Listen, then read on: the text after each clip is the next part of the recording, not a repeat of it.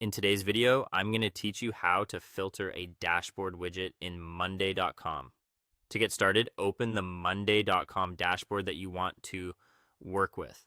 Make sure you're on the correct dashboard before changing anything, especially if you manage multiple dashboards for different teams or projects.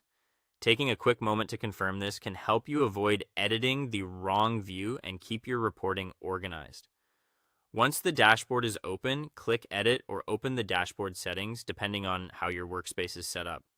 This will allow you to make changes to the dashboard rather than just view it.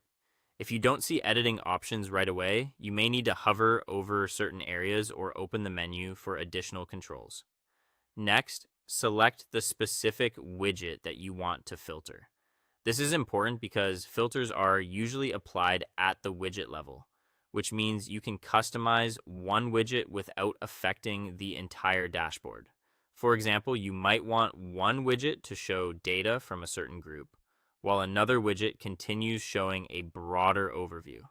After selecting the widget, open the widget's filter settings. This is where you define exactly what information should appear. Depending on the widget type, the filter menu may look slightly different, but the overall process is very similar. Look for the option that lets you narrow down the data being displayed. Now choose the filters you want to apply. You can filter by options such as board, group, status, person, or date.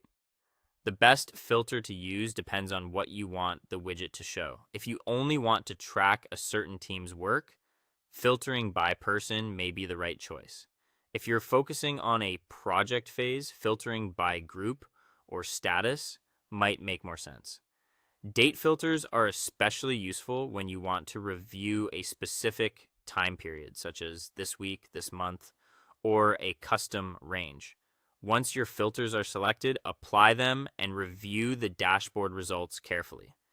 This step helps you confirm that the widget is pulling in the correct information and displaying it the way you expect. If something looks off, go back into the filter settings and adjust the criteria until the results match your goal. Finally, save the dashboard after you've confirmed that the filter works properly. Saving ensures your changes remain in place the next time you or your team open the dashboard. And that's it. You've successfully filtered a dashboard widget in Monday.com, making your dashboard more focused, useful, and easier to read.